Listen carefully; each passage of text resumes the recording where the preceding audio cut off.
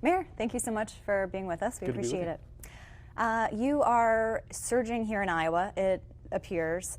You said in a previous interview that you think this is a two-person race. Do you regret saying that? Yeah, that didn't come out right. I can't remember the exact context for that, but let's be really clear. There are 3 months to go in Iowa. There's a year to go before Election Day, and there are formidable candidates, a lot of us, running and competing for this election. So a lot of things can happen, but what we are seeing is that the momentum behind our campaign is strong, that our message is reaching Iowans, that Iowans are responding powerfully, and that the more they hear our message, the more likely they are to support this campaign.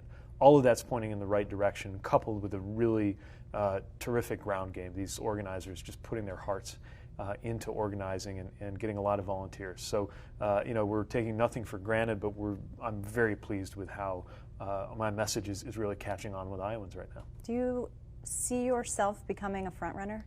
Well, that's obviously the hope, that we will eventually go on to win. But again, terms like that I think are for the pundits to use to size us up. My job is to get out there and make sure that anyone thinking about who to caucus for knows how their life is going to be different if I'm president versus a competitor. And that means explaining my position on healthcare, what it means to deliver healthcare for everybody without kicking you off your private plan. It means making sure people understand what my economic priorities are, about making sure people are able to earn more and have labor protections, and all the different issues that are going to affect how your life is really shaped by some of the decisions that get made in those big white buildings in Washington. Are you sensing, though, as you are rising here in Iowa, that some Biden supporters are up for grabs? It's hard for me to know exactly where we are in the rankings of different voters with so many competitors. And again, I'm conscious that I'm competing with the most diverse and perhaps formidable field of candidates ever to come forward. What I do know is that I think we got a message that can reach a lot of different kinds of voters. I am inviting progressives and moderates and some Republicans of conscience ready to cross party lines to all be part of this vision for the future that is about moving the country ahead, but also about making sure we find some unity as a country. Because a year from now, a year from tomorrow, when that election happens, that is going to be that's going to be in short supply. And we know that we are already getting divided, torn up by politics, and we're going to need to solve these problems and come together as a country. That's my vision for the presidency, and I think that's speaking to a lot of people. You mentioned that this is the most diverse field that the Democrats have ever had, but at the same time, all the leading contenders are white. What do you think that says about the party right now? Well, I think every candidate has to put our best message forward, and a number of the candidates would represent some kind of historic first. Obviously, I would in one way, others would in different ways. But what's really important, I think, right now is not just the diversity of the field, but the answers that we're offering to the American people. And I think in the end, that's what the voters are going to make their decision based on. And my job is to make sure that there is no confusion over where I stand on any of the issues that are going to shape the minds of fellow Americans in terms of what's going to happen in my White House versus what one of the others might try to do. But we are here in Iowa. We're looking at the crowds that you're getting and some other candidates are getting, and it's mostly white audiences. Are you concerned about that Iowa goes first in the process? So that's kind of the focus. Well, I think it's a really healthy thing that we are competing in very different early states. Iowa for sure, New Hampshire, also South Carolina and Nevada, which are very different from each other. And I think it's important in order to succeed to continue competing in different states with many different characteristics, different makeup, but also a lot of issues are the same. The issues that I'm hearing from rural black voters in South Carolina worried about education and healthcare are not that different from the issues that I'm hearing from rural white voters and city dwellers in a place like Iowa. But for your campaign specifically, you are doing well in Iowa, but when you talk to African American voters, they do have some concerns about your campaign, and you are not getting them at all in the polls. Is that something that your campaign is focused on, getting those voters? Does it concern you that you're not getting those voters? And can the Democratic nominee win with the coalition that you have at this moment? I think the way for me to win black voters is to demonstrate why I have the best way forward for the country. In other words, the best way to win is to deserve to win. The Douglas plan that I've put forward is the most comprehensive plan for dismantling systemic racism of any candidate in the 2020 race. And it's designed to actually tackle a widespread problem that touches every area of American life, from home ownership to education to health to criminal justice to entrepreneurship, all where we are seeing a lot of inequality racially right now.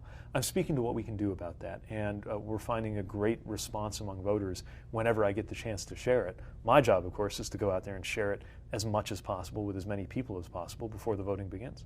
Elizabeth Warren has been railing against what she calls consultant-driven campaigns. Do you think she's talking about you? I don't know what she's talking about, but I can tell you what I'm talking about, and it's answers that work. You take, for example, healthcare.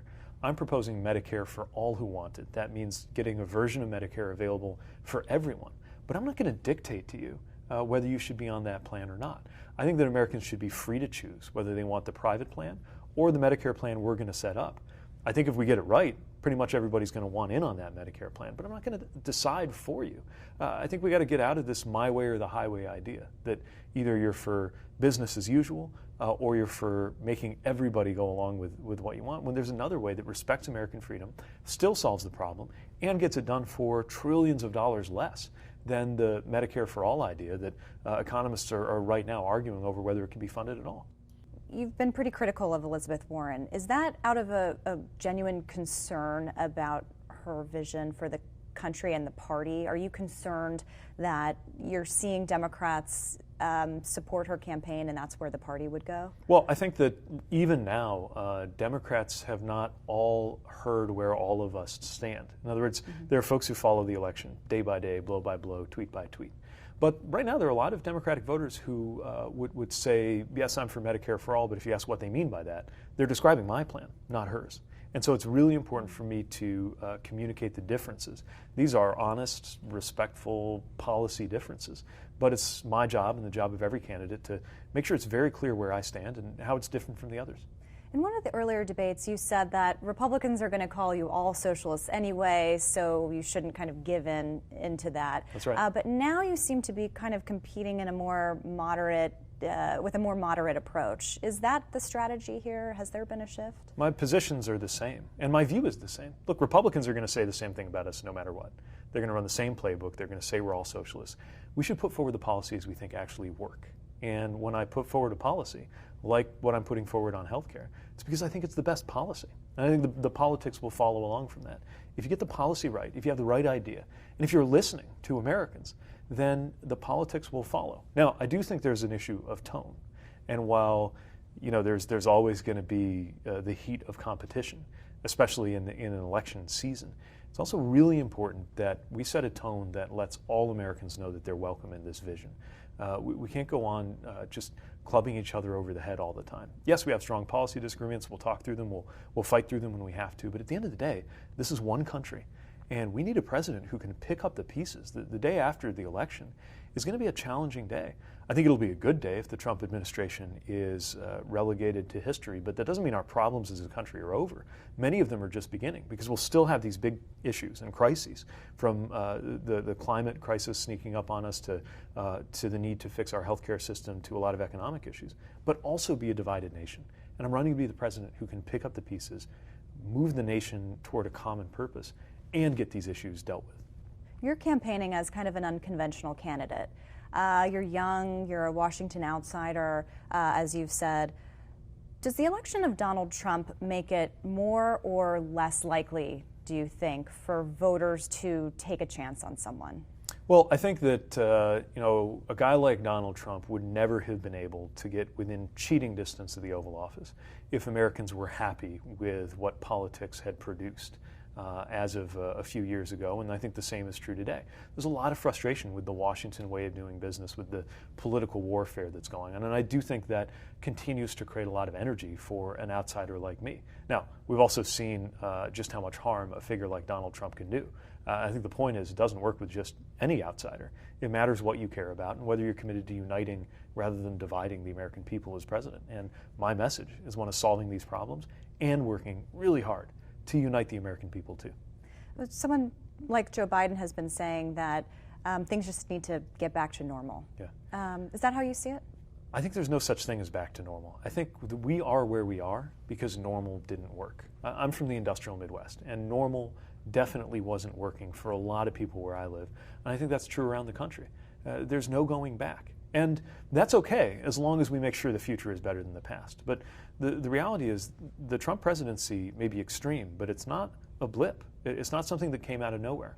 And if we're not dealing with fundamental problems in our economy and in our political system, we're going to continue to see problems and strange outcomes in elections as far as the eye can see. We got to fix the fundamental problems and do it in a way that brings us together. That's what my campaign is about. And just really quickly, what's one thing that you've learned about yourself throughout this process? You've been on the campaign trail for a few months now. You know, someone once said that a presidential campaign is an MRI of the soul, and you put yourself out there and you learn a lot too as you go. The biggest thing I've learned, I think, is that even though my experience is only one person's life, it has all these rhymes with other people, very different from me. But when they share their stories, I see how it fits. When a dreamer talks about wondering whether she's ever going to fit in her community, it reminds me of some things in my own story.